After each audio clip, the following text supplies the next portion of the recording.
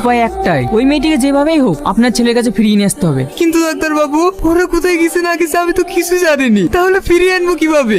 এটা ছাড়া কি অন্য কোনো উপায় নেই? হ্যাঁ আছে, ওর প্রেমিকাকে ভোলানোর জন্য আপনার ছেলের বিয়ে দিয়ে দিন, যে সবসময় আপনার ছেলের সেবা যত্ন নেবে, তাহলে হয়তো আপনার ছেলে ঠিক হতে পারে। ডাক্তার তো বলে গেল বিদিয়ার কথা, কিন্তু এই অবস্থা আমার ছেলেকে বিয়ে বা কি করবে? শাকিল, আমার ছেলেটাকে বাঁচাও বাপ, যে করে হোক ওই মেয়েটাকে নিয়ে এসো।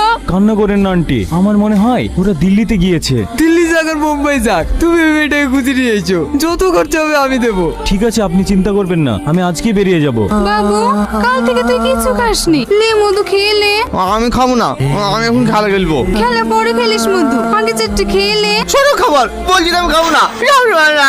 বাবু, কি গো কাজ জোগানে? বাবু কই? বাবু কিছু খায়নি? আজকেও খাবার খাইনি গো, খাবার ছুঁড়ে ফেলে দিল। আমার বাবু কি আর আগের মতো ঠিক হবে না? দেখো ভাই, ডাক্তার যেটা বলেছে সেটা করাই উচিত, ভাগ্নের বিয়ে দিয়ে দাও।